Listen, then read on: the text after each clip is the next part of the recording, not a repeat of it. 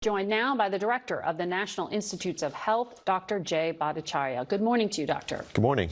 And we should mention you're also helping to run the CDC until the new director is sworn in as well. Until next Wednesday, yes. Until next Wednesday. So let me ask you about a number of things that I think people at home are worried about, particularly around the food supply. The cyclospora outbreak linked to iceberg lettuce from Mexico is now in 15 states. There were 2 deaths this week due to it. Yesterday, USDA issued an alert for a range of products that may have salmonella, including meat and poultry. 27 states are affected by salmonella, possibly linked to jalapenos, but cilantro, red onion, avocado also listed in a CDC notice. Albertsons, a grocery store, just recalled some items. There's risk of salmonella in eggs in Texas, according to the CDC, and then you have the screwworm outbreak affecting beef. This is overwhelming for someone going into a grocery store right now. Why do they seem out of control? Well, the cyclospora outbreak is larger than in normal years. I mean, normal years there actually is a cyclospora cases. I'd say the 2 deaths that you mentioned, they happened in late June, early July. Before we identified the source. And so folks that are listening, you can rest assured the CDC and the FDA are working hard to trace back exactly where these outbreaks are occurring from, intervening with the sort of suppliers to make sure that they don't, and doing recalls to make sure that the disease doesn't, condition doesn't spread.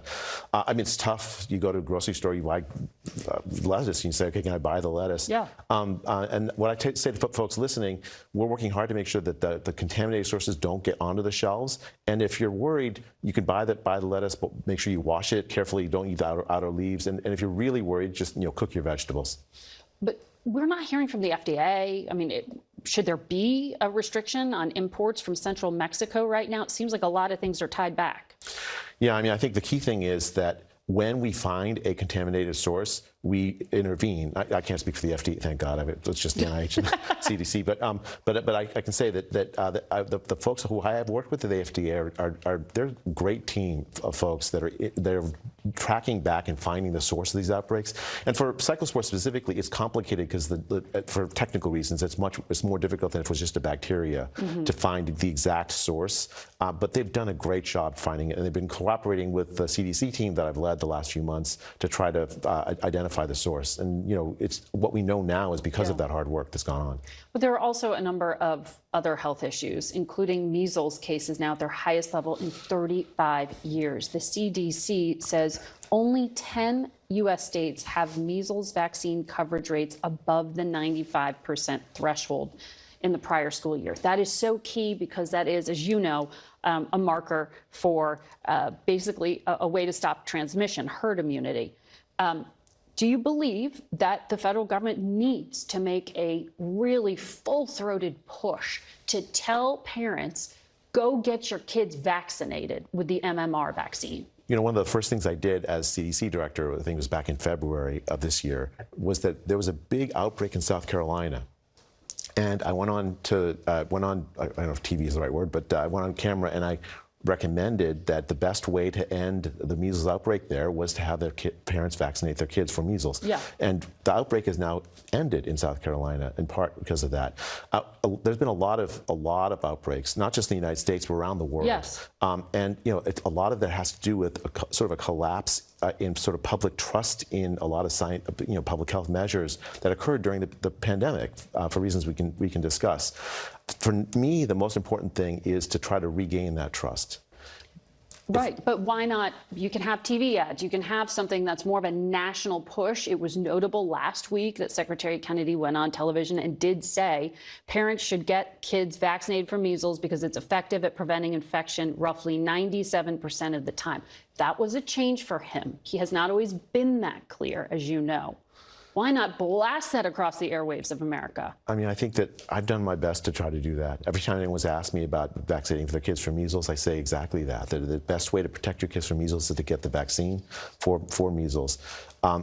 This country's going to lose its measles elimination status in November. As did Canada, as did Mexico, but that's not accessible, right? For gold standard science. But I think the thing is, if you look at the actual what's happened, like there's specific states where you've had these outbreaks. Big outbreak in Texas, which has now been addressed. addressed. Big outbreak in Arizona and Utah, that's been addressed. South Carolina, that's been addressed. Now what we saw was an outbreak in Virginia, again, coming down sharply in now Pennsylvania. It's specific communities of people that are the highest risk that we have to focus on, as well as the broader sort of message that it's important for children to be vaccinated for the measles if we want to address the measles outbreak. Well, that's why I brought up herd immunity, because it puts everyone at risk, right? Not just people. But on this issue, you were down in Atlanta this past week. This is 1 year since that horrific shooting at CDC headquarters. Officer David Rose was honored this past week. He was killed last year protecting CDC employees from a gunman. And we should note he was a combat veteran, a United States Marine who had just graduated 5 months prior from the police academy, 3 kids left behind. The shooter was motivated by misinformation about the COVID vaccine. That is why he shot over 100 bullets into the windows of the CDC. Is enough being done to counter this kind of misinformation? I should start with, I got to talk with Officer Rose's wife a few months back. Well, one of the first things I did is to honor him and his sacrifice in protecting the people that work at the CDC, the amazing people who work at the CDC, was we renamed the street that leads into the CDC after him, and it was a really nice event. I'll tell you, the thing is, I want to focus my attention on Officer Rose because I think what the shooter did was horrific, and I think you can talk about why shooters do things, but really fundamentally. Well, his father said he was brainwashed about the COVID vaccine and thought it was making him suicidal. That's what Margaret, his the thing is, motivation it's like was to when he talk said he was about the going to shoot at shooter the puts CDC. the emphasis on somebody who's. I think we shouldn't be putting our emphasis on. No, I am on misinformation about vaccines. I think the key thing is there's a loss of public trust in public health that happened in part because of a lot of, frankly, even on this network and on other networks, there was a particular single point of view put across during the COVID pandemic about how, that led to things that really did cause harm to people. The school closures is probably the #1 thing. This is not a productive line of claims. We covered COVID in depth on this program like no other Sunday show did. I'm not blaming you specifically. What I'm saying is, you want to talk about misinformation. The kinds of decisions and sort of the public sort of face of public health during the pandemic led to many people losing trust in public health. The Trump administration officials.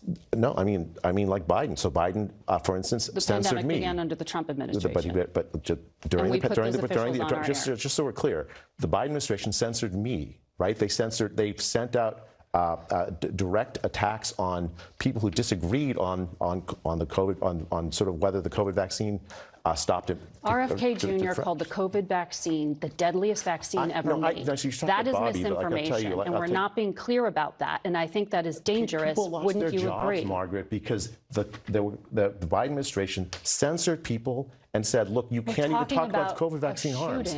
Yeah, and I'm talking about why you have the kind of distrust that's led to the kind of problems that we're talking about earlier in public health. That distrust was not caused by President Trump. It wasn't caused by Bobby. It was caused by a lot of sort of really fundamentally, but often spread by the government itself regarding natural immunity, closure of schools, closures of mask mandates. People lost their jobs because of these vaccine mandates that didn't make any public health sense. So if you want to talk about public trust, you have to embrace that fully, right? You can't just talk about it in a narrow political way. I'm talking about a shooting at the CDC and an officer you said you just went to honor. That's what I was talking about. You're talking about something else entirely. You're trying. I also asked you about just shoring up public health what you're in the vaccine. What you're talking about is you're trying to blame the shooting on Bobby. No, I'm not. I'm reading you what his father said. No, what you're reading, what you're saying, what you're implying is that somehow the lack of public trust. I'm not talking about him. I'm talking about your visit there, and is enough being done. I think it's Let's really talk unfortunate. About, since you want to restore public trust, tell me what you're doing now, because the Washington Post and Bloomberg reported the White House is preparing an executive order on vaccines and autism. What is it going to prescribe? What is it going to do? Why are we seeing another announcement here when I know you are launching research into a plethora of issues that are contributing factors potentially to autism? Why would the White House be saying only look at this thing? Well, we'll have to ask the president about specifics of the executive order. I'll tell you what we're doing. Do you think that's restoring trust in vaccines? The purpose of you can ask the president about the executive order, but I'll tell you what the focus of the president has been. You don't know about the executive order? I won't be able to tell you specifically what's on it because I don't think it's done yet, but you can ask the president about it. What I can tell you is that the president cares deeply, as does Bobby, about the rise in autism. I know you do as well. There's so many families around the country that have had, have faced the issues of this. And we want real information. And so I, as NIH director, have been focused on making sure that we have science that addresses that very complicated question about why we've seen a rise in autism. It's not going to be a simple answer. Last year, I authorized something called the Autism Data Science Initiative. That we're going to have a big sort of early sort of results from it in a couple of weeks from the dozen and more scientific teams that have been funded to look at this, with a mandate of thinking very broadly, not just genes, not just environmental exposures, but potential interactions. We don't know. If you ask me as a scientist, do I know why we've seen this rise in autism? I'll tell you, I don't know the answer to that question. And the fact that it gets so tied up with, okay, is it vaccines, not vaccines? What it does is it sends a signal to scientists that if you work on this topic, you're going to get destroyed if you get the wrong answer. Yeah. I've tried my hardest. The way you build public trust is allow people to talk and think without that kind of sort of political overlay. I've tried my very hardest as NIH director to allow that to happen. Which is so key for science, which is why I'm asking you why the president putting out an order specifically focused on what seems to be preconceived notion, how that wouldn't be undermining. You're jumping ahead. I mean, I don't know exactly the executive order, neither do you. So it's not, yeah. Well, it's interesting that you don't. My colleague Matt Gutman here at CBS asked you last week whether you think vaccines cause autism. You said you don't know for certain. You said there isn't evidence that any vaccine causes autism, but you also don't have evidence that vaccines do not. Parents are preparing to send their kids back to school. I just want to be very clear what I actually said. Please be clear. Yeah. Should parents trust that they can go vaccinate their kids when their doctor tells them to do so for them to go back to school? I think that parents, for most kids, especially for the measles vaccines, the DTP, all the standard childhood vaccines, it's very important that parents vaccinate their kids. As far as can they feel confident sending back to schools, just to push back some, it was a tremendous mistake to cause parents to fear about sending their kids to school during the COVID pandemic. The kids were better off in school. We shouldn't be scaring public. I'm talking about what people do now. It's August, about to be September. Yeah, but Margaret, I'm not talking about 2020. I'm talking about 2026. We're talking about the why people have from the federal government and the top health official. If you want clarity, let me give you some clarity. Please. The reason why you have this problem of public trust is because what happened in 2020 has not yet been addressed. Can these parents trust you and the recommendation that they should go get their kids vaccinated? The parents should trust me. I mean, I'm giving my recommendation. I've vaccinated my kids. I don't think that it is I think if you want to protect your kids from these sort of preventable diseases, yes, you should vaccinate your kids.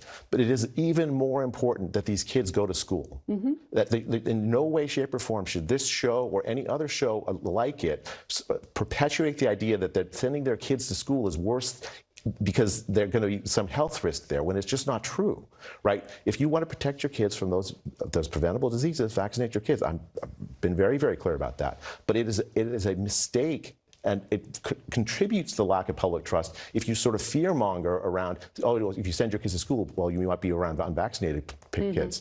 That's a tremendous mistake, right? If you vaccinate your kids, you can protect your kids from those risks, whatever they are. In any case, it's better to send the kids to school because that's how you keep kids healthy. Yes. We want to send our kids to school. But now addressing what happened in 2020 is part of that. If you want to say why there's this loss of public trust, you have to really wrap your arms around that. But you trust the science and the health workers and the vaccines now, is what I understood you were saying. And so that is the message that I think we can. I've looked at the scientific evidence, and there's lots. I personally have made decisions for my family around those lines, too. So that's good to know. Thank you. We're going to leave it there because I know we're running out of time. We'll be back in a moment.